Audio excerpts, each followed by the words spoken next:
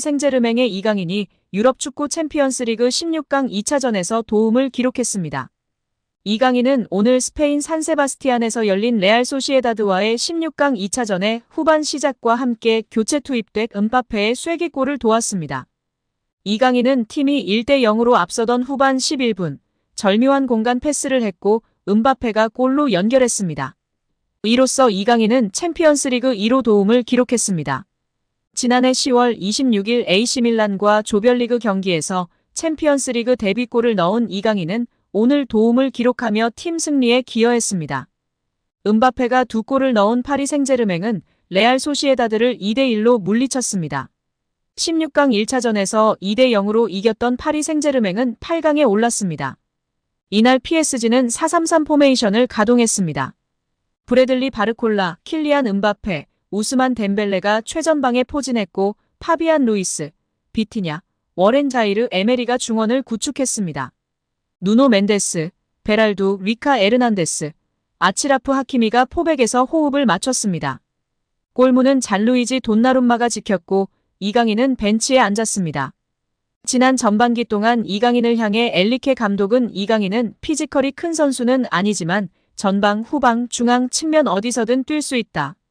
또한 수비에도 능하고 득점력까지 갖추고 있다. 완벽한 선수다. 우리 팀 입장에서 중요한 영입이었다. 우리 모두 그의 잠재력을 알고 있었다고 엄지를 치켜세웠습니다. 이강인은 아시안컵 일정을 소화하기 위해 잠시 팀을 떠났었습니다.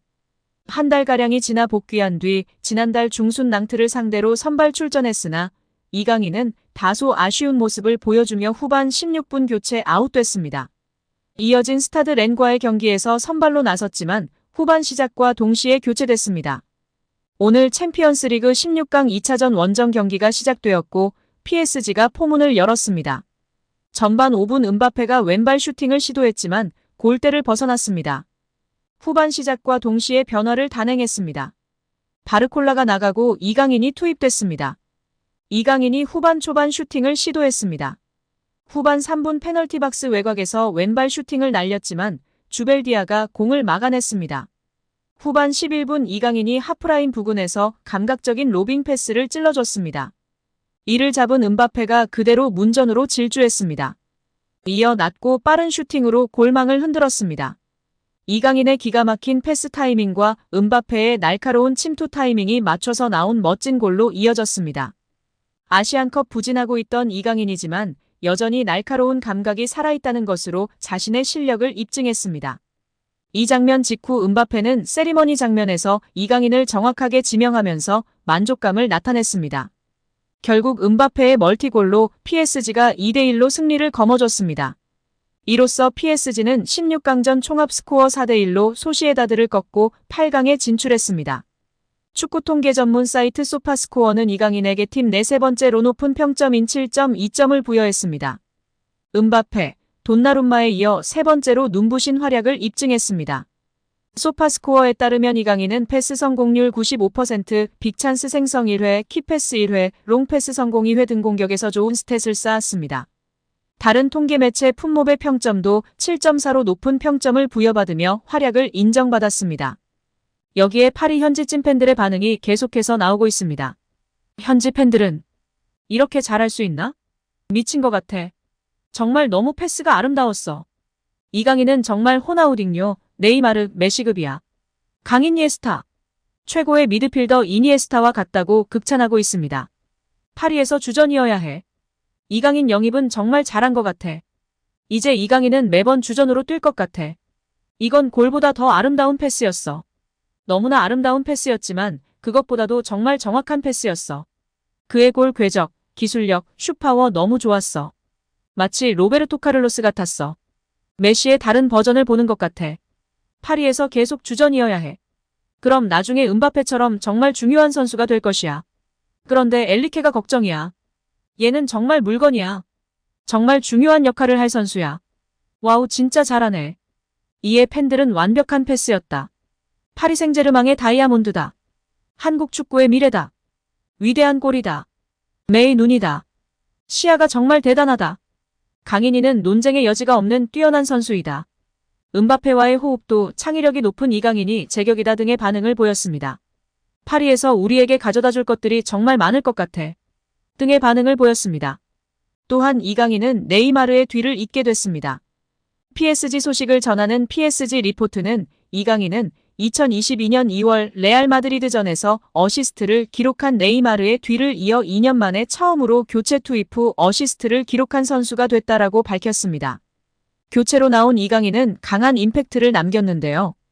축구 통계 매체 소파스코어 기준 이강인은 45분을 소화했고 키패스 1회, 패스 성공률 95%, 드리블 성공 1회, 지상 경합 승리 4회, 롱볼 성공 2회 등을 기록했습니다.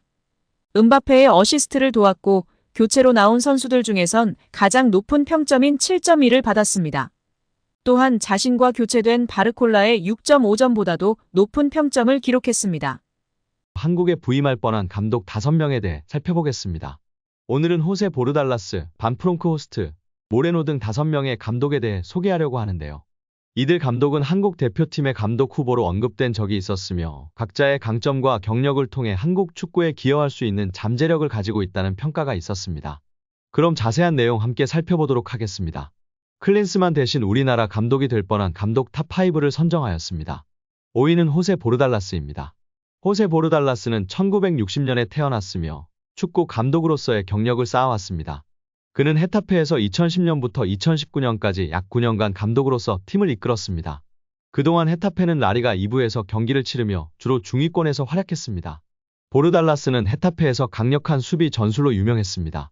그는 팀의 수비력을 강화하고 공격적인 전략을 펼치는 데 주력했습니다.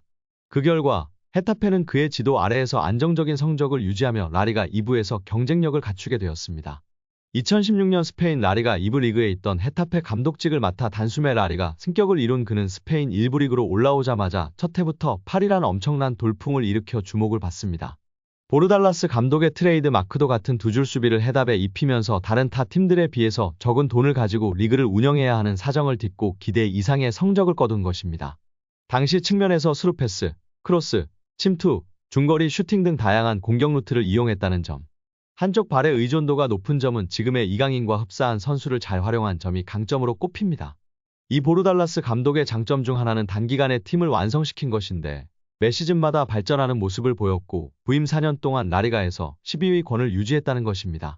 사사의 두 줄 수비 전술은 이미 벤투 감독 부임 초기 때 전략과 비슷해 보이지만 빌드업을 구사하고 거친 몸싸움을 구사하는 특징이 있습니다. 한국은 1차 후보군에 보르달라스를 포함시켰고 실제로 초반 긍정적인 반응도 있었지만 세비야, 헤타페 등의 라리가 지휘봉에 이끌려 끝내 한국 대표팀의 제안을 거절합니다.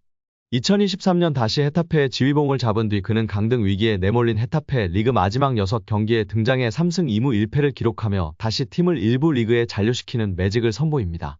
전임 감독들이 싸질러 놓은 똥을 치운 보르달라스는 2024년 페르 라리가 10위에 다시 올려놓으며 명장의 귀환을 알렸습니다.